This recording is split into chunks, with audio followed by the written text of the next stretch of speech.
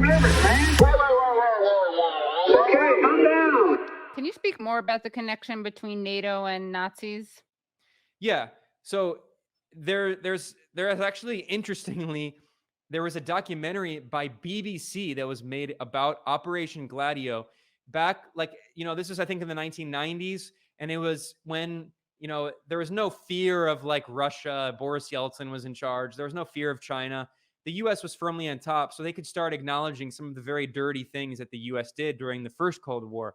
And there was a documentary made about Operation Gladio. And it shows very clearly in the case of Italy, which is the most well-known case because in the 1990s, there were these scandals and the Italian government declassified a lot of documents talking about Operation Gladio. And it shows that NATO and the CIA were working directly with a bunch of former Nazi collaborators and fascists to basically create these militias, similar to kind of like the Contras in Nicaragua, right? But they were prepared to wage like a kind of hybrid war on the border states of the Soviet Union and the Warsaw Pact, especially the Baltic states.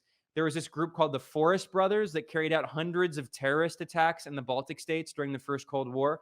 In East Germany, which was not part of the Soviet Union, but it was part of the Warsaw Pact, there were terrorist attacks carried out by former Nazis that were backed by Operation Gladio. This history is not very well known, but it's documented. There were, terrorist attacks and sabotage attacks carried out. A lot of it's in William Bloom's book, Killing Hope.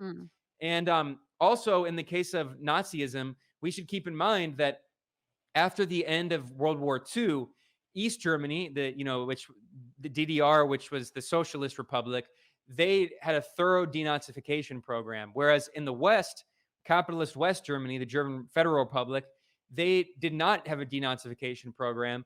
And although a small handful of upper level Nazis were imprisoned and some were hanged, the vast majority of Nazi Party personnel became part of the new government. And they formed the West German intelligence agencies, including the BND, which is still Germany's main intelligence agency today. And the main founder of the BND was the former head of Nazi intelligence on the Eastern Front, the top Nazi spy, Reinhard Galen. And Reinhard Galen was a CIA asset who was recruited by the CIA and NATO after the Second World War. And he was working with NATO and the CIA to help oversee the CIA's anti-Soviet intelligence because he had so much experience on the Eastern Front. And then after that, he was hired by the newly created BND, which was created by the CIA in West Germany. And then NATO was directly working with Galen and these former Nazis that he hired. Also, the West German Justice Ministry had more Nazis in it than even during Hitler's time. So, I mean, NATO rehabilitated a lot of former Nazis. The head of NATO's military council was himself a former Nazi general. And then, of course, the CIA did the same thing. There's a good book about this by a mainstream journalist called Annie Jacobsen. It's called Operation Paperclip. And it shows how the US recruited hundreds, actually thousands of Nazi scientists, including, Werner von Braun, and brought him over to the US to do work with the Pentagon, especially DARPA, which was the Pentagon. It still is the Pentagon's weapons research arm, and NASA, of course. I got to read that. Yeah, it was published just like several years ago.